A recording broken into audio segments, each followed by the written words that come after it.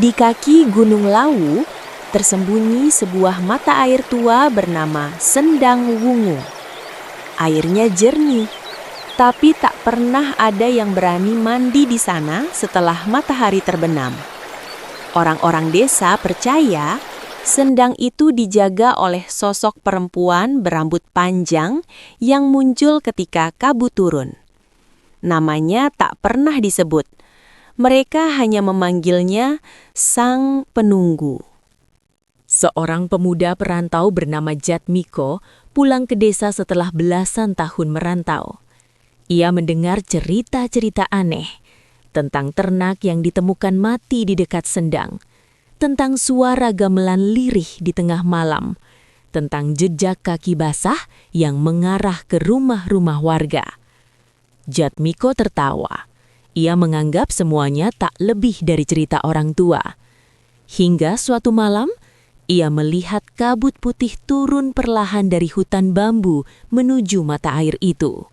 Dan dari dalam kabut, sebuah siluet berdiri diam. Rasa penasaran mengalahkan takut. Jatmiko mendekat. Air sendang berkilau pucat oleh cahaya bulan. Di tengahnya, berdiri seorang perempuan berkebaya lusuh, rambutnya menutup wajah, tubuhnya tak basah meski berada di dalam air. "Mas," suara itu lirih, seakan datang dari dasar bumi. Jatmiko membeku. Perempuan itu mengangkat wajah. Matanya hitam seluruhnya. Tak ada putih mata, tak ada sorot manusia. Ia menunjuk ke arah hutan. "Pulangkan yang kau bawa." Jatmiko mundur terhuyung. Ia tak membawa apa-apa. Atau setidaknya, ia pikir begitu. Keesokan harinya, Jatmiko jatuh sakit, demam tinggi, bermimpi tentang sendang yang berubah merah, tentang perempuan itu menangis sambil memeluk tulang belulang. Tetua desa akhirnya datang. Mereka membawa dupa dan kendi air. Dan di sanalah Jatmiko diberitahu. Dulu, puluhan tahun silam, sendang itu adalah tempat mandi seorang gadis desa bernama Sekar Wungu. Ia dibunuh secara diam-diam karena fitnah. Perhiasannya dirampas, tubuhnya dibuang ke mata air. Rohnya tak pernah pergi. Ia menjaga tempat itu dan membalas siapapun yang membawa benda miliknya. Saat Jatmiko diperiksa, dari tasnya jatuh sebuah gelang perak tua. Ia menemukannya di pasar luar kota. Tanpa tahu, itu milik Sekar Wungu. Tepat tengah malam, Jatmiko dibawa ke sendang.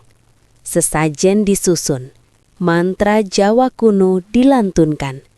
Kabut kembali turun. Air beriak. Perempuan itu muncul. Kali ini lebih jelas. Wajahnya cantik, namun retak seperti porselen. Tetua desa maju. "Yang bukan hakmu, kembalilah ke asalmu." Jatmiko meletakkan gelang itu di batu.